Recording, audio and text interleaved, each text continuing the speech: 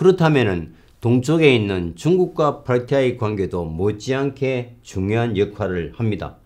여러분 혹시 안식국이라고 들어보셨나요? 그 안식국이 바로 파르티아입니다. 왜냐? 파르티아의 창건자가 아르사키스 1세인데 아르사키스 1세를 중국말로 안식이라고 이제 번역. 그것은 보통 창건자의 이름을 국명으로 쓰는 경우가 많잖아요. 우리가 뭐 아틸라의 아틸라 제국, 티무르의 티무르 제국 하듯이요. 그래서 중국 역사에는 로마보다도 훨씬 중요한 나라로 기술되어 있다.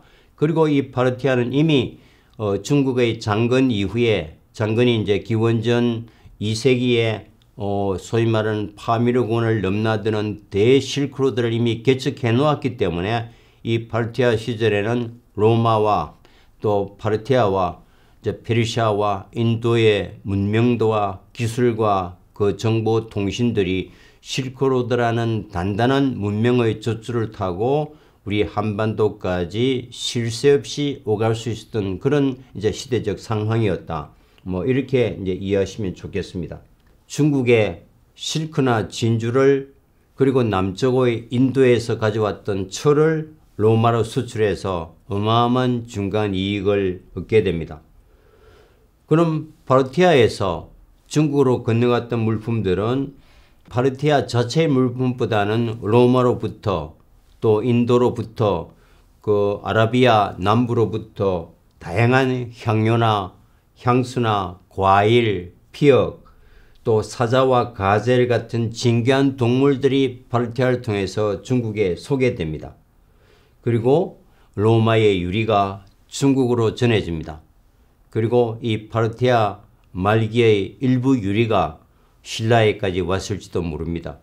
물론 파르티아에 있는 사산조 페르시아 때 5세기의 유리가 신라에서 왔다는 것은 고분에서 발굴된 25점의 유리 제품에서 학문적으로 과학적으로 이미 입증되어 있습니다.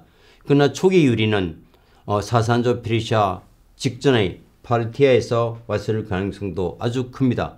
그럼 중국 입장에서는 아니 그 비옥한 로마와 물산이 풍부한 로마와 직접 교역하면 파르티아를 거치지 않고 더 많은 물건을 값싸게 얻을 수 있는데 파르티아를 빼고 직접 교류하고 싶어 합니다. 그래서 중국도 파르티아 몰래 반초, 가맹 같은 장군들을 보냅니다. 어떻게 될까요? 워낙 강한 파르티아를 거치지 않고는 갈 수 없기 때문에 중간에서 발각이 되고 또 파르티아가 자기를 빼고 중국과 로마의 직접 교통을 계속 방해합니다. 그래서 중국이 이제 성공하지 못합니다.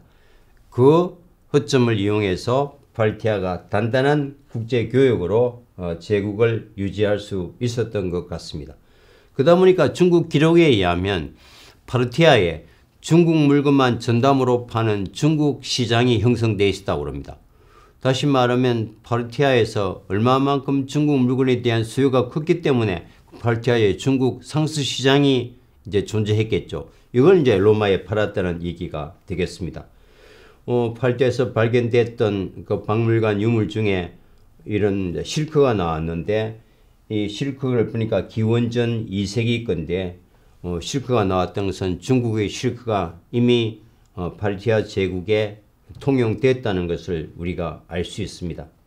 파르티아 전쟁사에서 가장 이제 특징적이고 또 미술사나 인류사에서 흔히 회자되는 특징은 바로 파르티안식 활쏘기, 파르티안 샷이라고 하는 군사 기술입니다. 이건 뭔가 하면 그림에서 보시다시피 말이 전속력으로 앞으로 달리면서 이 궁사가 그 가속도를 등지고 반대편으로 사냥하거나 적을 사살하는 겁니다.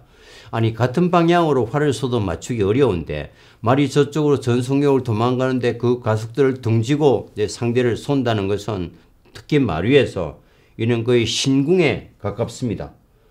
근데 참으로 놀랍게도 전속력으로 말이 앞으로 달리면서 이 전사가 방향을 반대로 적을 쏘는 이런 화살의 기법이 바로 우리나라 고구려 고분법화에 그대로 나타나 있습니다. 이 사진은 여러분 우리 교과서에 실려 있습니다. 바로 무용총의 수렵도죠. 그 보면 말이 전속력으로 앞을 달리면서 궁사가 사슴을 사냥하는 장면, 그래서 우리 민족의 역동성을 자랑하는 아주 훌륭한 수렵도로 이게 이제 교과서에 실려 있습니다. 근데 이걸 우리의 고유한 것으로 보기에는 좀 어렵잖아요. 물론 무용청의 수립조 고구려 고문벽화니까 자랑스럽기는 하지만 사실은 파르티아가 고구려보다 훨씬 앞서고 세계 미술사에서 말이 전속력으로 달리면서 반대편으로 활을 쏘는 이걸 파르티안 샷, 파르티아식 활쏘기라는 어떤 정해진 용어가 있다면 고구려가 최초고 이렇게 주장한다기보다 우리 역사는 좀 다르게 해석할 수는 없을까요? 저 같으면 이렇게 설명하겠습니다. 고구려는 정말 열려있는 문화적 영광로를 가지고 당대 지구상에서 존재하던 온갖 기술과 문명을 온몸으로 받아들여서 자기화하는 탁월한 문명 영광로를 가졌다. 이게 우리 민족의 능력이고 원천이고 기상이다. 이렇게 좀 멋있지 않을까요? 모든 것을 우리가 최초야, 우리 것이야 라고만 주장하는 것보다는 열려있는 어떤 민족의 역동성, 포용성, 이게 오늘날 우리가 배워야 될 역사적 교훈으로서도 결코 가볍지 않을 것 같습니다. 그리고 사산조 페르시아부터는 우리나라와도 굉장히 긴밀한 기류를 합니다. 신라 고분에서 여러분 놀랍게도 25점의 유리 제품이 발견됐습니다. 황남대총이라고 알려져 있는 98호번 금룡총, 서봉총, 천마총에서 유리 제품이 쏟아져 나왔는데 초창기 그것이 발굴됐을 때는 이게 우리 신라 장인들의 기술이라고 생각했습니다. 우리 고분에서 무기 쏟아져 나오니까. 근데 요즘은요, 과학이 너무 발전해 갖고요. 여러분 AI 같은 첨단 엔지니어 이런 기술 분야만 이것이 접목되는 것이 아니고 인문학에도 이 과학이 어마어마한 영향을 끼칩니다. 이런 성분 분석을 해서 DNA 분석을 하고 또 요즘은 사이버 박물관에 대해서 전 세계 유물과 온라인으로 1:1 대비가 됩니다. 그러니까 어떤 성분으로 어떤 기술로 어디에서 제작됐다는 게 비교 추적이 가능하잖아요.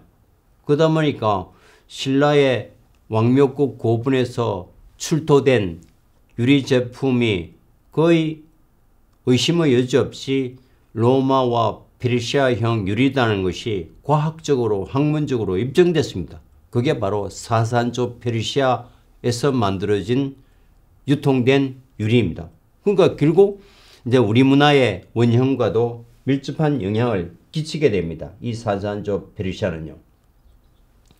그 지도를 보시면 이제 콘스탄티노플에서 이제 출발했던 대상들이 테헤란을 거쳐서 중앙아시아의 부카라, 사마르칸드를 거쳐서 중국 장안으로 해서 이제 한반도로는 이게 1번 물류 고속도로인데 사산조 페르시아로부터는 이 1만 킬로의 실크로드를 두고 한반도와 서쪽 끝까지는 거의 동시 패션이라고 할 정도로 1년 단위로 이곳에서 생산된 물건, 패션, 트렌드, 디자인이 한 1년 뒤에는 한반도에 그대로 유행되는 정말 우리가 상상을 초월한 정보, 통신, 어떤 커뮤니케이션의 혁명이 이루어지는 것이 사산조 페르시아의 말기입니다.